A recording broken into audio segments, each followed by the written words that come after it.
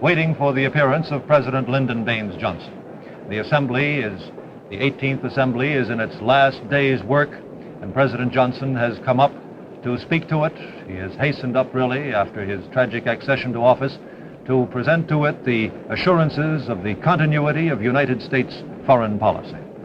It was only 3 months ago, on September 20th, that President Kennedy rose from that chair under the Speaker's rostrum and walked to the stand to deliver his address at the beginning of the General Assembly. President Johnson arrived at UN headquarters about 10 minutes ago, a little ahead of schedule, having been raced in from Idlewild Airport, which will soon be renamed John F. Kennedy International Airport, to UN headquarters here on the East River and New York's First Avenue. He was surrounded by elaborate security precautions all the way, security precautions that have extended into this chamber.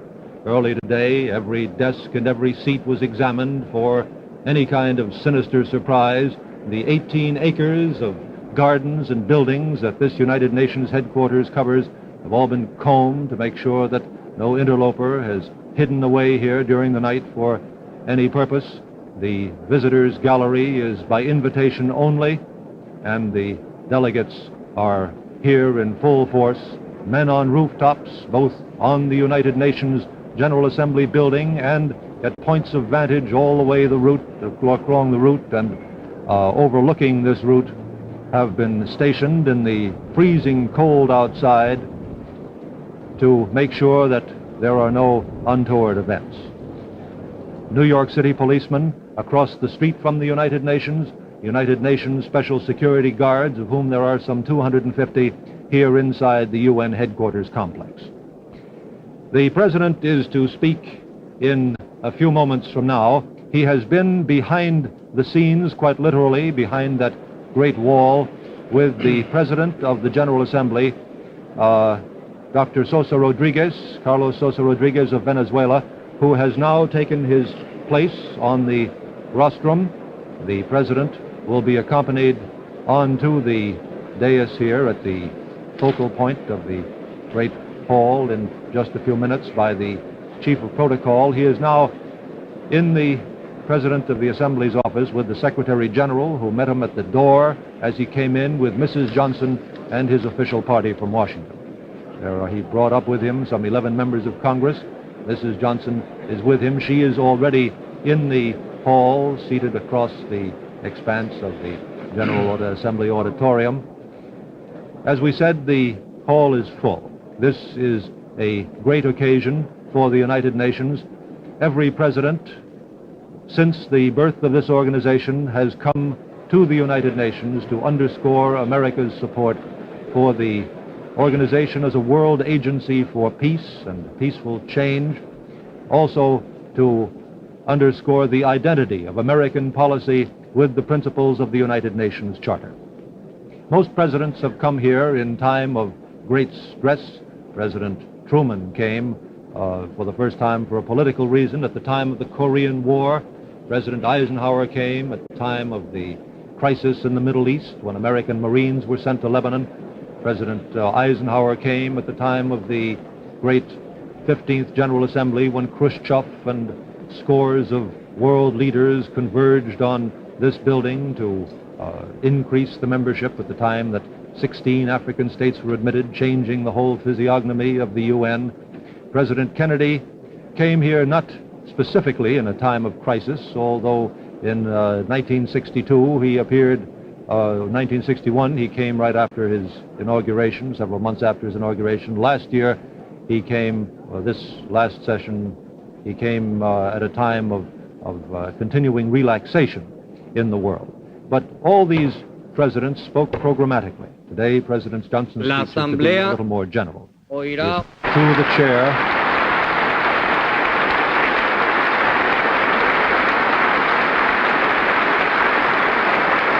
the entire hall rises to applaud. President Carlos Sosa Rodriguez invites President Johnson to speak to the Assembly.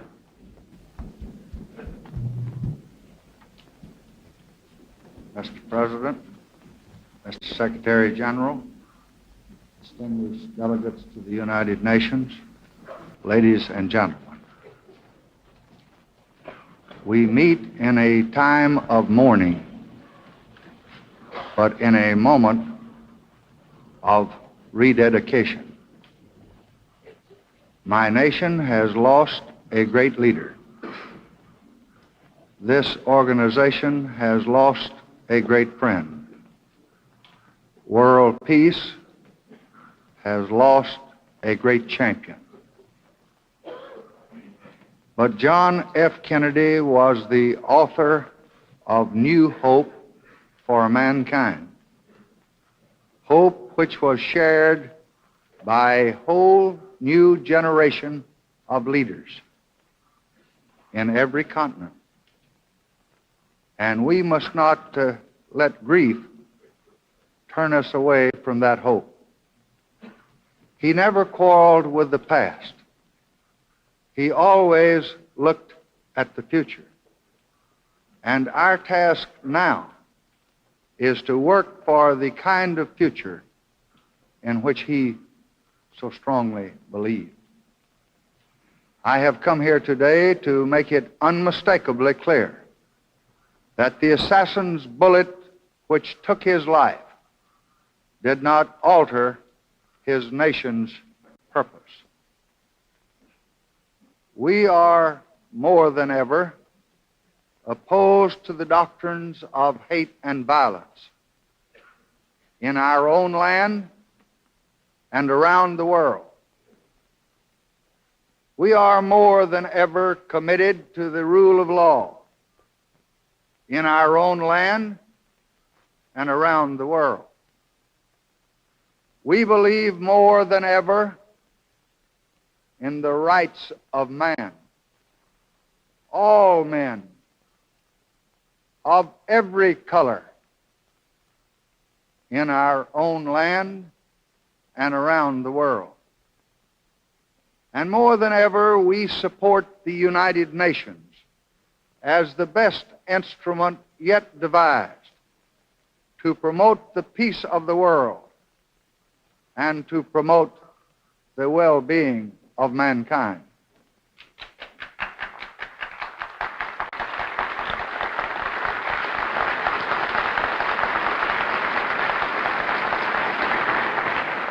I can tell you today, as I told you in 1958, when I came as Majority Leader of the United States Senate to the first committee of this great tribunal, that the full power and partnership of the United States is committed to our joint effort to eliminate war and the threat of war, aggression, and the danger of violence, and to lift from all people everywhere the blight of disease and poverty and illiteracy.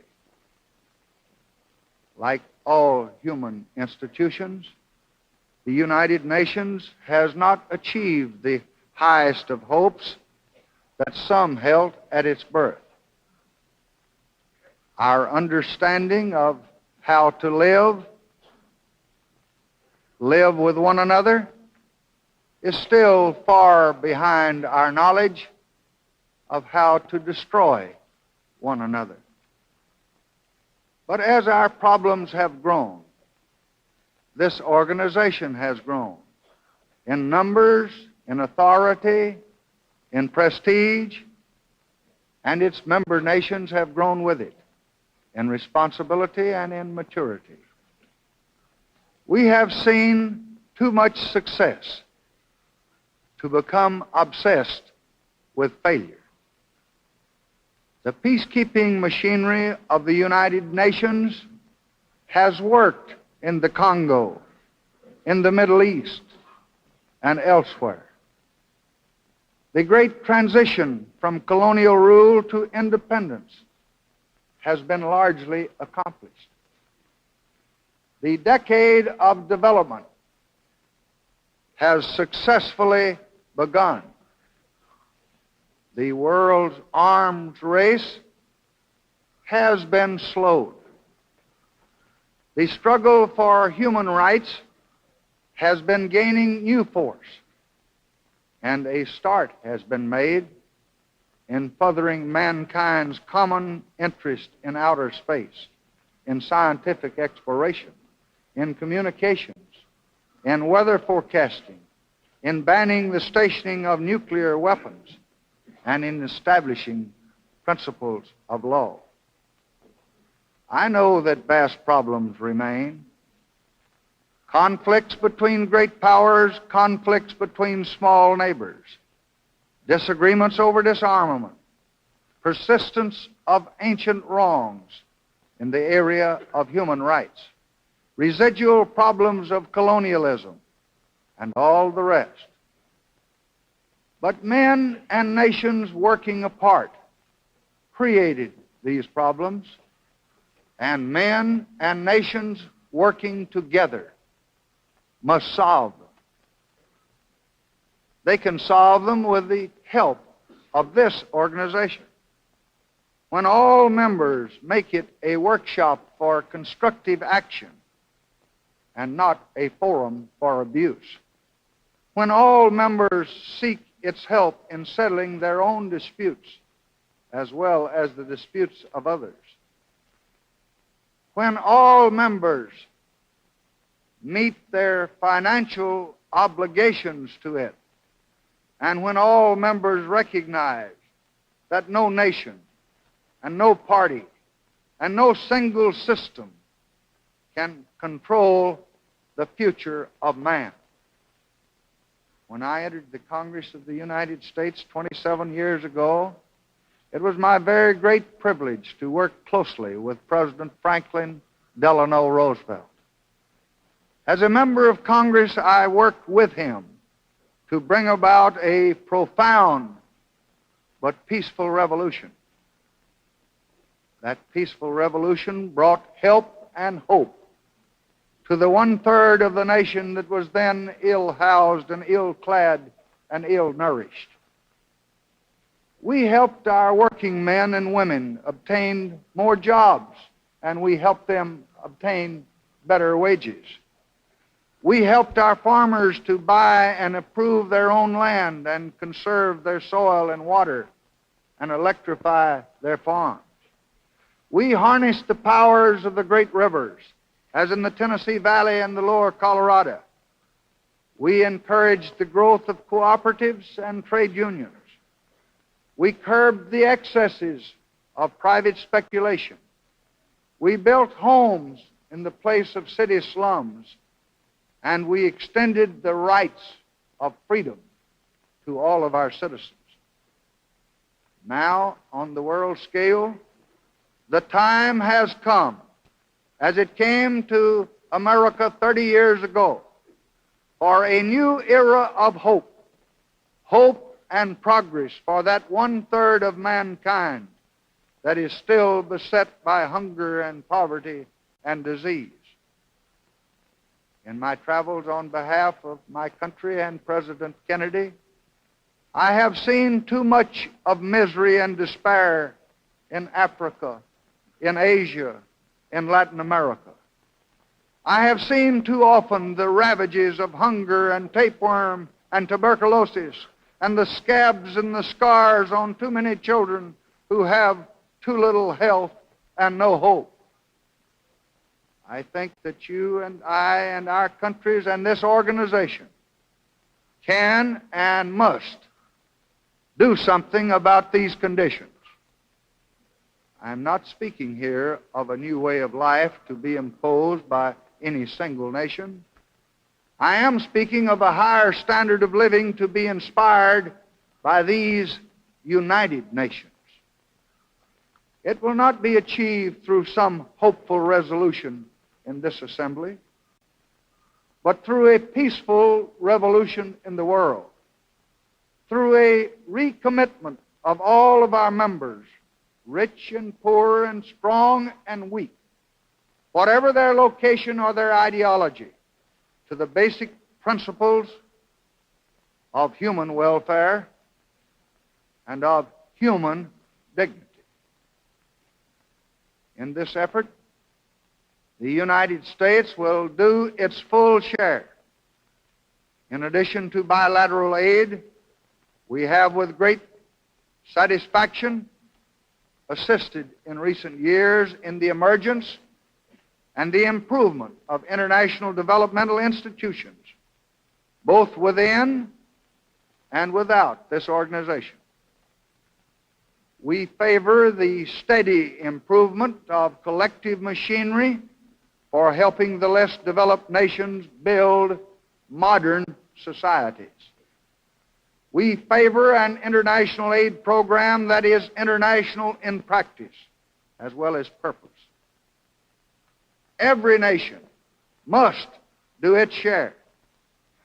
All United Nations and their members can do better. We can act more often together. We can build together a much better world. The greatest of human problems and the greatest of our common task is to keep the peace and to save the future. All that we have built in the wealth of nations and all that we plan to do toward a better life for all will be in vain if our feet should slip or our vision falter and our hopes ended in another worldwide war. If there is one commitment more than any other that I would like to leave with you today, it is my unswerving commitment to the keeping and to the strengthening of the peace. Peace is a journey of 1,000 miles, and it must be taken one step at a time. We know what we want. The United States of America wants to see the Cold War end.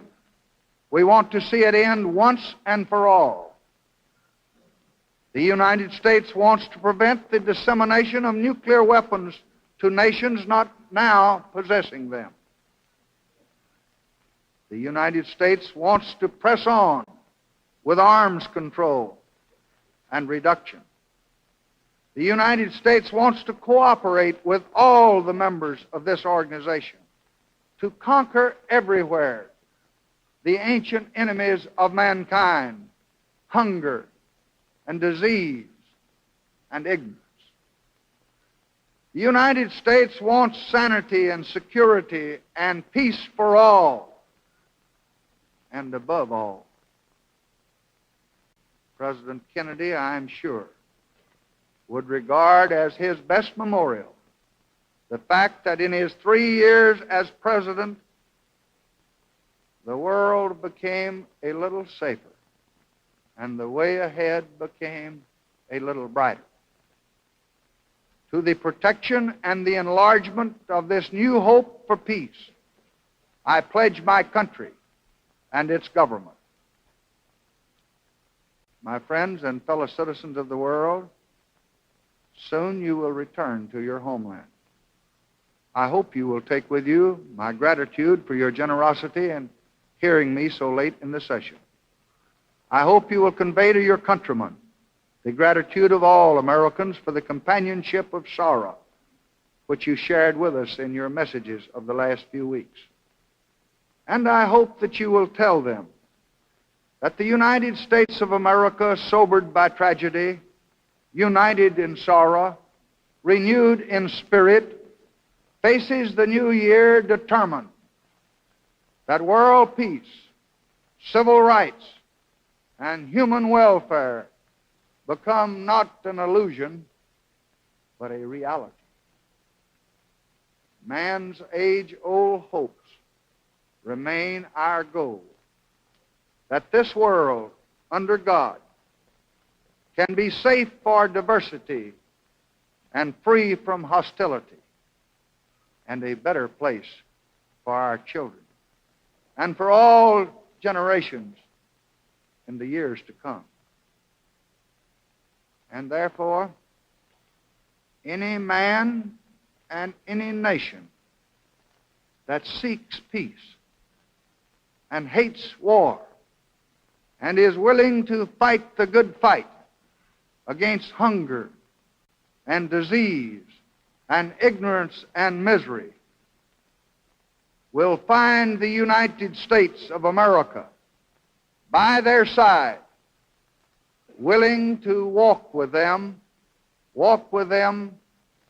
every step of the way. Thank you very much.